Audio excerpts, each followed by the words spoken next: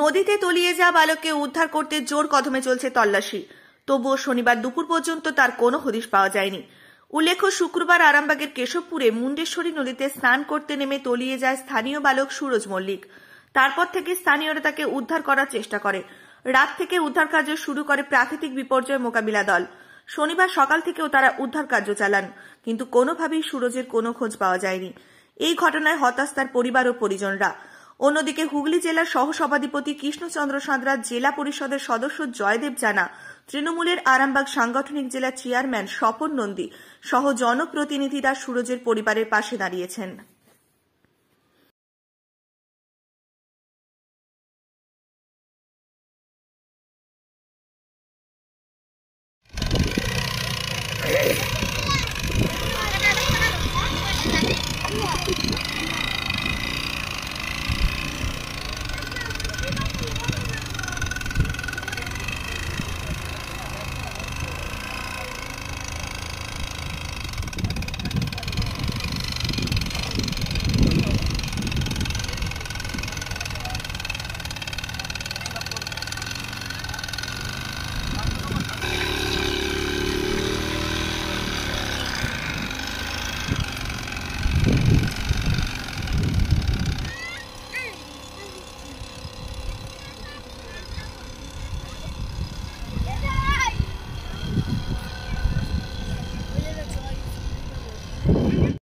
আমরা পুরো ওখানে পরিষ্কার দেখতে পাচ্ছি, পুরো সমান জল এবং দেখা যাচ্ছে। এখানটাতে কি দেখা যাচ্ছে? এইখানে তো আমরা আপাতত কোথাও যাচ্ছি না, আমরা এখানেই আছি। আপনাদের আশা ছাড়িনি, চেষ্টা করি না, চেষ্টা করতে তো ক্ষতি নেই। একটা পরিকল্পনা একটা করার দরকার আছে তো। আমি বলছি এইখানটাতে কি নিচেটা দেখা যাচ্ছে? কি বিষয়টা কি হলো? জল যায়নি, জল ওখান থেকে নেমেছে তো, ওখান থেকে নামার পর কিছুটা যাওয়ার পর একদম ডিপ আছে, গর্ত আছে। তারপরে আবার হয়তো কিছুটা উঁচু, কিছুটা খাদ, কিছুটা গর্ত আবার দেখা যাচ্ছে। কিছু কিছু জায়গায় যেরকম গর্ত আছে, গর্তর নিচেও আবার গর্ত আছে, গর্তর নিচেও আবার গর্তর নিচেও গর্ত আছে। কোনো জায়গায় আটকে ফাটকে থেকে গেছে কোথাও, এটাই হচ্ছে। আমরা তো আমাদের মতো করে প্রত্যেকটা জায়গায় তো আমরা থেকে শুরু করে নদীর এপার ওপার, এই পাশটায় ওখানে তো গর্ত আছে। গর্ত ডিএমজি টিম আজকে ভোর 6টার থেকে এবং গতকাল প্রায় 3 ঘন্টা মানে অক্লান্ত পরিশ্রম করেছে এবং এখনো আপনারা দেখলেন প্রায় ভোর 6টার থেকে চেষ্টা চালানোর, নিচে যাওয়া সম্ভব যত সব দূর যাওয়া যাচ্ছে। আমরা পুরো এই জায়গাটুকুই তন্ন করে খুঁজছি, কিন্তু দেখতেই পাচ্ছেন যে আমরা পাচ্ছি না। জলের ভেতরের অবস্থান তো বোঝা সবসময় যায় না। আবার চেষ্টা করা হবে কিছুক্ষণ পর। আপাতত জলের নিচে প্রচন্ড পুরো অন্ধকার এবং পচা পাক দেখতেই পাচ্ছেন, কালো পুরো পচা শ্যাওলা, যার ফলে ওগুলো জমে যাচ্ছে। এবং যে মাস্ক দিয়ে আমাদের ডুবুরি সেটের যে মাস্কের মধ্যে দিয়ে নিঃশ্বাসটা যায় তার মধ্যে ঢুকে যাচ্ছে, কিন্তু তবুও আমাদের ডিএমজি টিম ঝুঁকি নিয়ে বারবার ওই কারণের জন্য ভেতরে ঢুকে যাচ্ছে। তার ফলেও প্রচন্ড অক্লান্ত চেষ্টা করছে, প্রচন্ড চেষ্টা করা হচ্ছে, আবার চেষ্টা করা হবে। কতটা গভীর আছে বলে মনে হচ্ছে?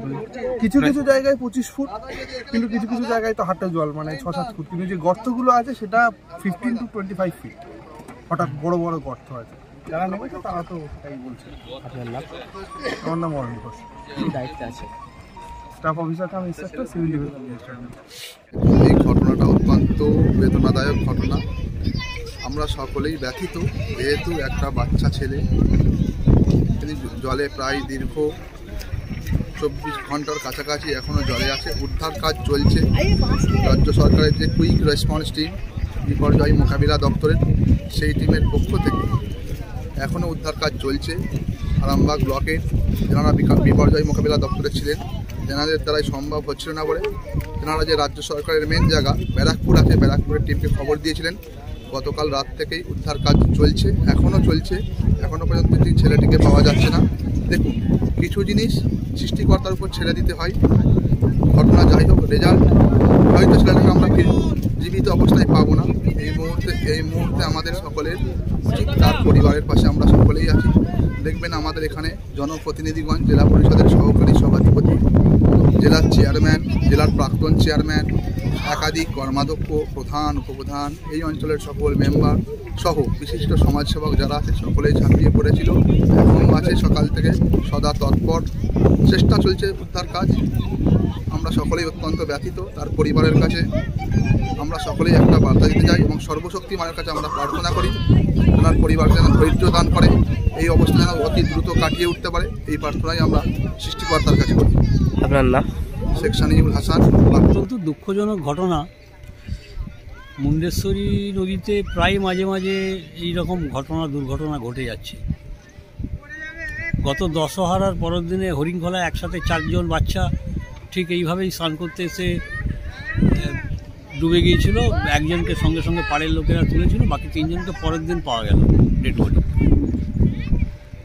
আজকে এখানে যেটা ঘটেছে কেশবপুরে, গত কয়েক বছর আগেও নাকি ঠিক এরকম জুম্মাবারেতে এখানেতে ঠিক একই ঘটনা ঘটেছিল। তো জানি না, এনে বলছে পীরের দ আছে, পীর সাহেবের কি মাজার ছিল, যে পীর সাহেব কীভাবে কী করছে, কেন এতক্ষণ ভোগান্তি দিচ্ছে জানি না। বাচ্চাটার তো এতক্ষণ ভেসে ওঠা উচিত, কারণ আমরা যেটা সচরাচর দেখতে পাই 10 ঘন্টার বেশি কোনো বডি জলের তলায় থাকে না, কিন্তু কালকে বেলা 11টার সময় ঘটেছে। হ্যাঁ, এতক্ষণ সময় চলে গেল, এতক্ষণ তো ভেসে ওঠা উচিত। এনডিআরএফের টিম এসেছে, এনডিআরএফ টিম এসছে, তারাও তো চেষ্টা করছে। আর এত বেশি জল, ওরা যেটা বোট দিয়ে দবরা দিচ্ছে, জলে করছে, তাতে করে নিচেতে যাবে বলে মনে হয় না। আর সচরাচর নদীতে যে জল থাকে, সেই জলের তলাতে স্রোত থাকে না। নিচে স্রোত যেটা, সেটা উপর দিয়ে 3-4 ফুট উপর দিয়ে বেশি বইবে, কিন্তু নিচে কোনো স্রোত থাকে না। তারপরেও তো স্রোত আছে, পাওয়া যাচ্ছে না। সব ছেড়ে ছুড়ে আমরা তো পালাবই, ফুল স্পিডে দৌড়ে যাবই। আমরা খেলবো, শিখবো, পড়বো, নাচবো, নতুন বন্ধু পাতাবই।